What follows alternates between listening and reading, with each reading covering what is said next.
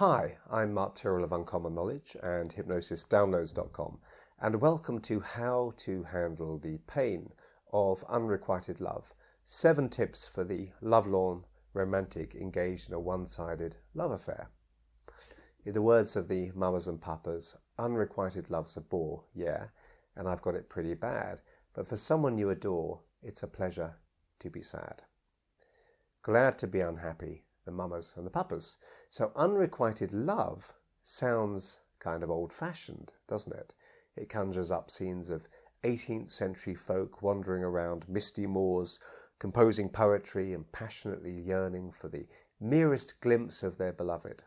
Infatuation, longing and love can be agonizing when they remain unreciprocated, when the focus of your love sees you as just a friend, or not even that. Unrequited love can hurt like hell. Unrequited love's pedigree. The concept of unrequited love may sound out of date, but as evidenced by the huge number of people searching the term online, human concerns haven't really changed all that much since good old William Shakespeare purportedly wrote, "Love is the most beautiful of dreams and the worst of nightmares." Most of us experience the pangs of unreturned affection at some point in our lives. But for some folk, unrequited love becomes obsessive. They come to feel that they can only find complete and utter fulfillment through a union with the object of their longings. The danger is that they come to feel that without that union, their life loses all meaning. And when meaning drains from life, we become depressed. So what are some of the common symptoms of unrequited love? Unrequited love is seriously distracting. My thoughts continually turn to him. Every song reminds me of his face. I fantasize about us being together. Sometimes I awaken and know I've been dreaming about him. It's an ache that literally hurts my chest. In the hours and days after seeing him, I can't eat, sleep, or concentrate on work. It's not just infatuation, it's real love. These are the words of a woman in love with a married work colleague. Unrequited love can lead to listlessness, anxiety, disturbed sleep, and depression. The great philosopher Charlie Brown put it so well, nothing takes the taste out of peanut butter quite like unrequited love. And that's very germane.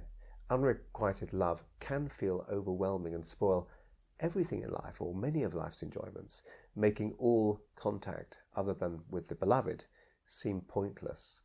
So what can you do about it? As with all emotional distress, there are things you can do to lessen and even stop the pain of unrequited love. So try these tips that I'm going to give you, and you might be moving on quicker than you thought possible. So tip number 1, can you accept that they're just not into you? There's a massive amount to be said for resilience and determination in life. But as with anything, context is vital. There is also much to commend flexibility in life and the capacity to exercise the knowledge of when to cut your losses. Love is romantic, those moments of utter connection and transcendental sympathy with another person, almost as if nature wants us to experience a merging of two into one as a kind of universal blueprint and preparation for a more spiritual fulfillment. Now I'm getting carried away, but everything has to have practical basis. We're brainwashed by romantic fiction to believe that enough determination will awaken within others what they don't know themselves. They just don't know they love me yet. And if we only try hard enough, we'll get our girl or our guy. It works in romantic fiction, right? Don't fall for this. How much time, including fantasy time, have you spent on this person? If only I could make them see just a little longer, if we could just speak together. Okay, enough already. It may sound harsh, but sometimes knowing when to give up is the first step to real success. Tip 2, really know who you're in love with. You might have heard of the term jailhouse love. And don't get me wrong, the unattainable may have its attractions, not having to confront reality being one of them. However, this unattainable may be doing life for mass murder. Maybe you've hardly ever met that unattainable in the flesh, but it suits you to believe that he, usually he in the case of Jailhouse Love, is really just misunderstood, that beneath that cold-hearted, psychopathic, mass-murdering exterior, he's really a loving and lovable guy, just in need of some unconditional love from you. A woman who falls for a man in jail is a stark illustration of what we can all do to a lesser extent. She's fallen for a man she's met in her mind, who is perhaps barely approximated by the real man in jail. She may even marry that man in her mind, even as the fleshy incarnation of her own inner phantasm rots in prison.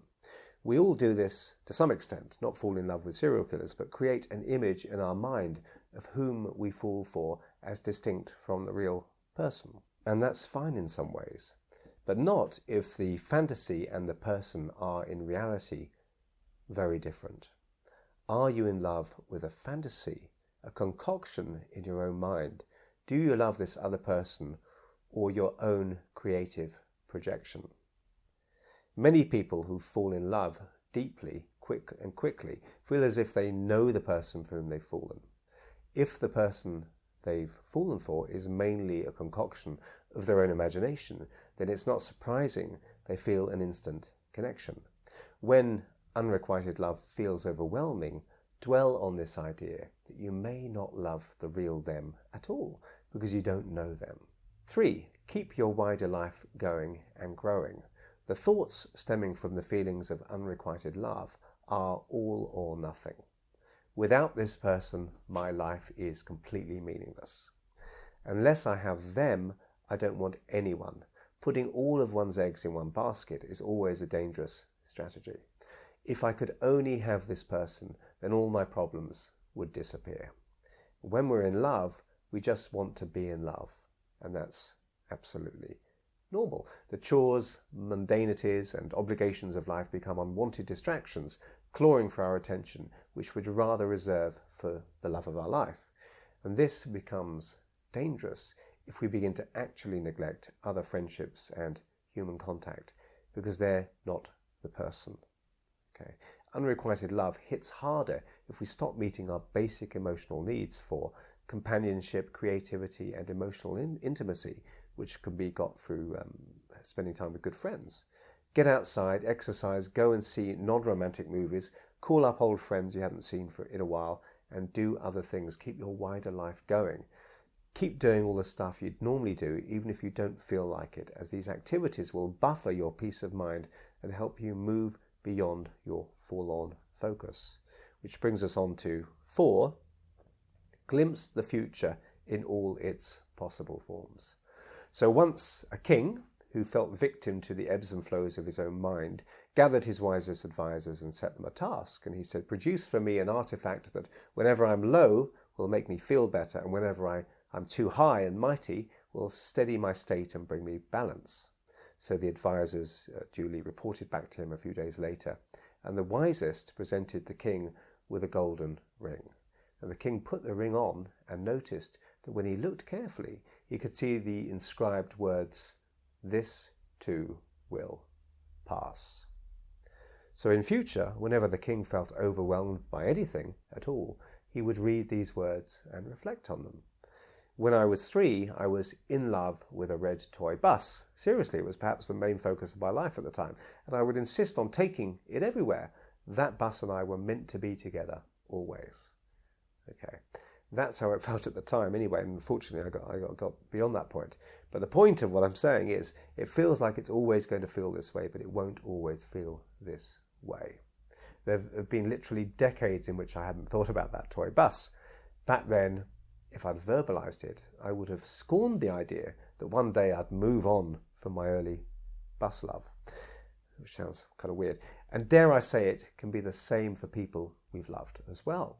Get into the habit of self-hypnotically projecting your mind into the future to a time when you can look back to the present and wonder what all the fuss was about. And that will happen. This is a great way to actually start to naturally feel better above and beyond all the good, sensible advice. 5. get out of the pit. When we're in love, even if it's with our own imaginative version of a person, it's easy to wallow in romantic fiction, rom-coms, poems about undying love, mid-distance dreamy staring in the checkout queue, Cameron Diaz and Colin Firth and all that.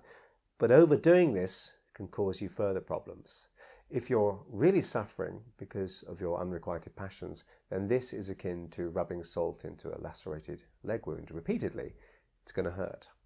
At the risk of presenting myself as completely insane, I once asked a client who'd been obsessing about a woman he worked with and was finding night times impossible to deal with to research the top 20 service stations catering for UK motorists in North London as rated by customers. Okay, I asked him to compile me a report on it. It's really romantic. And my rapport with this man was such that I convinced him to do it. Okay, we can only get our clients to do tasks once we have a good connection with them. And because he was a perfectionist, once he'd agreed, he couldn't not do it. The next day he came in and told me that after this onerous but logical task, he'd slept soundly, hadn't much thought about this woman, and felt like he'd turned a corner. Now, I'm not suggesting you do this task, but I'm illustrating a point. Do things that engage your logical, planning, strategic brain, what's sometimes known as the left hemisphere of the brain, simplistically, the part which isn't just emotionality. When people are depressed, they have less activity in the prefrontal lobes of the left side of the brain. See reference 1. So purposefully doing logical activities, which can be way more interesting than that guy's task, can help stabilize mood and help you feel much more detached and objective about stuff that was bothering you. You need perspective to deal with unrequited love. 6. Watch out, it doesn't mean there's anything wrong with you. When you love someone who doesn't seem to care for you, or at least not as much, it can be easy to agonize over why they don't like or love you the way you do them. The fact is, you may be the best looking, wittiest, brightest, most fun person in the world, and they still may not like you the way you like them. Trying to get something from someone who doesn't have it to give is a little like King Canute commanding the waves to stop their tidal flow to shore, or trying to get blood out of a stone. If they don't love you, it's not because you've done anything wrong necessarily. Some people aren't very good at loving. 7. Find someone who can give you what you need. Loving whilst being loved in return, that great emotional symmetry, is what really fulfills. Some people get into the destructive pattern of only really falling for people who are unavailable in some way, perhaps because they're with someone else or emotionally unable to commit to a relationship. Unconsciously making unavailability a prerequisite for falling in love is like insisting on going swimming only in dry deserts. It's never going to really work. If you've been doing this, or you suspect you have, at least become conscious of it and reflect that it's a self-defeating strategy. Focus on finding someone who likes you for who you are, and don't confuse the intensity of agony with the intensity of real love. You'll know once you've found the real thing, because it will flow in both directions. Just think for a moment how wonderful it's going to feel when you no longer have to obsess about that person. How you'll be able to choose whether to think about them or not, or to notice times where you just haven't been thinking about them. And when you do think about them, you're able to feel calm and detached, putting it down to part of life's rich tapestry of experience. Real love should make you happy and contented, not miserable and anxious. Unrequited love can never be anything but painful.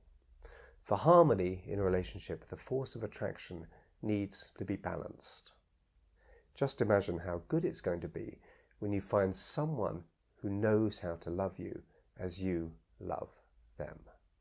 So I hope you found that useful, and if you did, please hit like and subscribe. And if you want to hear when my next video is published, hit the notification bell below. I'm Mark Tyrrell of Uncommon Knowledge and hypnosisdownloads.com, and if you'd like to try some of my personal development products, head over to hypnosisdownloads.com and take a look around. Thanks for watching.